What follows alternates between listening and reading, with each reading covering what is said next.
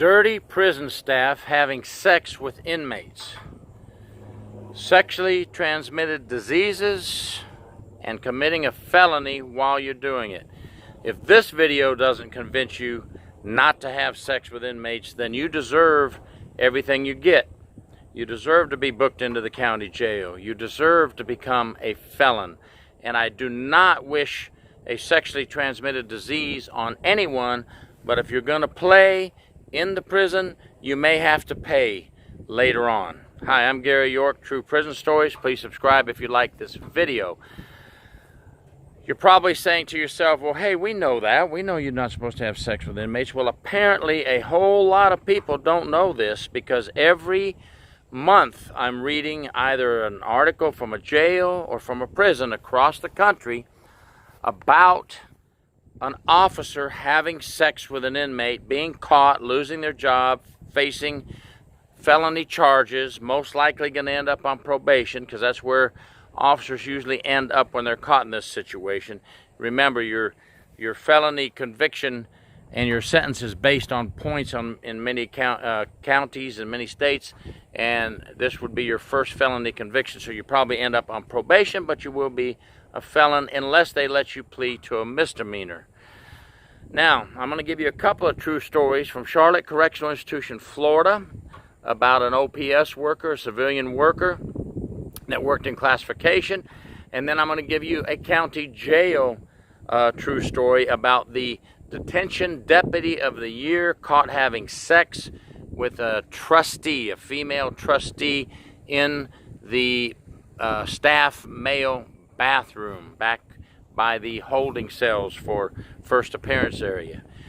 Now, why would anybody even think about doing this is beyond me, but if that's the game you want to play, this is the thing that you're going to have to face when you're caught. Not if you're caught, because 99% of you are caught eventually, either by the inmate turning you in, a piece of evidence being found during an inmate property search, a telephone call picking up some key words when we listen to the inmate phone calls, a letter being sent into the prison from the staff member to the inmate, or going out of the prison from the inmate to the staff member. You will be caught, so if you want to play the game, go ahead and roll the dice and take your chances.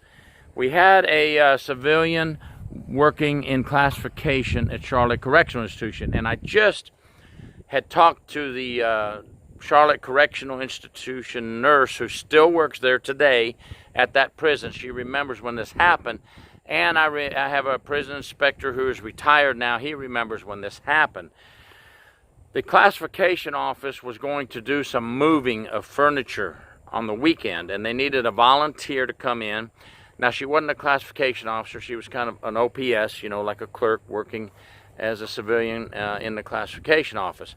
And she volunteered to come in on a Saturday and do this. And they got some inmate orderlies. In a jail, they're called trustees. In the prisons over here in Florida, they're called orderlies. And they had two of them come to help move the furniture. And all she was going to do is supervise and make sure the furniture got put where it needed to be. Well, something else got put where she needed it to be. Excuse me, but that's just what happened. And the captain on duty, thank goodness, was a very sharp captain, and he paid close attention to what was going on. And this captain made sure that everything was going good, and then he left. And then he decided to make a couple of security checks. Something just didn't seem right. He felt something was wrong. And he went in to the classification hallway through another entrance, and he saw one inmate orderly looking out of a window. He knew that that was the lookout. The captain had plenty of years. He knew what was going on. He knew this inmate was staged as a lookout. He looked at the inmate, told him be quiet, said watch it, and then he proceeded to go to where the OPS worker was, and he used his master key and opened an office door and found both the OPS civilian worker naked on all fours, the inmate naked as a jaybird behind her, having sex. She looks at the captain and says, "Captain, please let him finish." Needless to say, the inmates were locked up in confinement for given disciplinary reports. She was terminated immediately, and she received probation for what she had done. And guess what? The inmate was transferred far away, up to North Florida, but she still stayed in contact with him through letters. You know, being on probation as a felon, you're not going to be allowed to come and visit. But she was still getting letters to him at the new prison he was at, through another name, through a friend's name. So I guess that was true love, and it was well worth the short experience, no pun intended. Now, the other one I'm going to talk about is a county jail, where this was Detention Deputy of the Year. He had 17 years on the force, and he was looked at by all the upper management as the greatest gift to detention that they could have. A pillar of the community, and this is a good thing. He was a football coach and a baseball coach to a lot of youth leagues, helping young children, young kids, young men, young women to participate in a sport. So he had it all going. He had the whole shebang, as they say. Now, what happened to him? He had the suites for a trustee. And now we're in a jail, so it's not an orderly, it's a female trustee.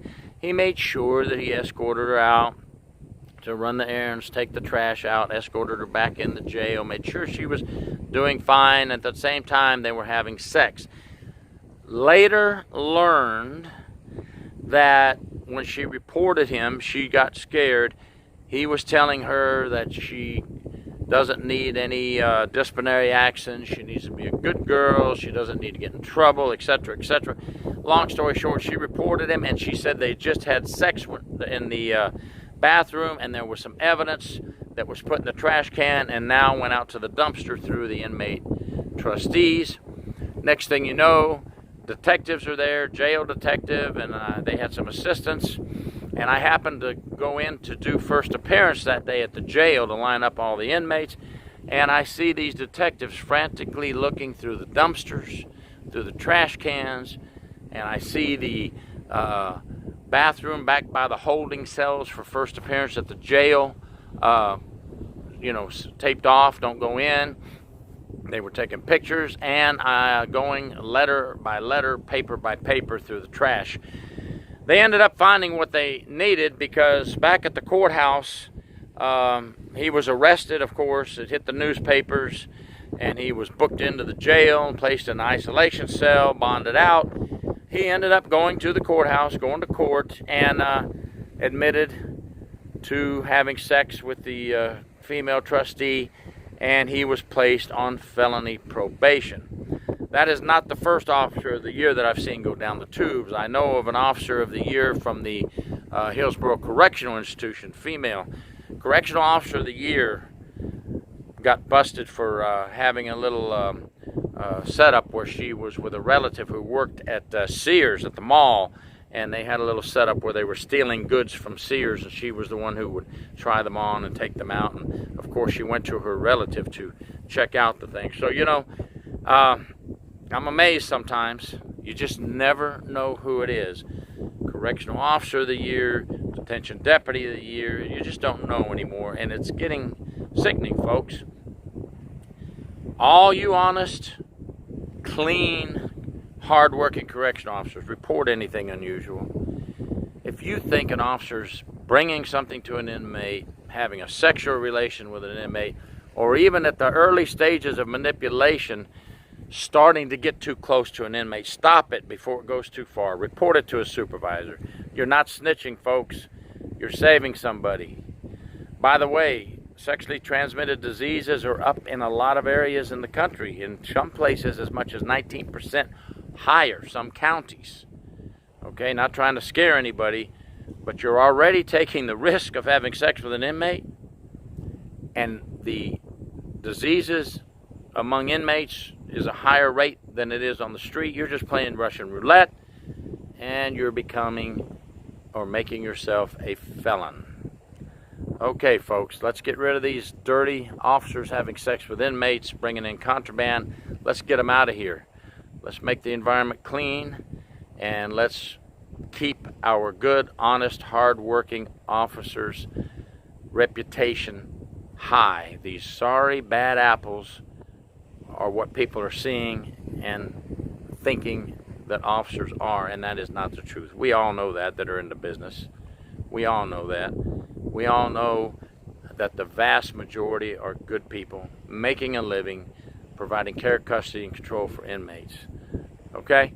Don't let the inmates manipulate you, and don't put your hand in the cookie jar if you see something you think you like, which you should not even have that thought in your mind. Thank you. Gary York, True Prison Stories.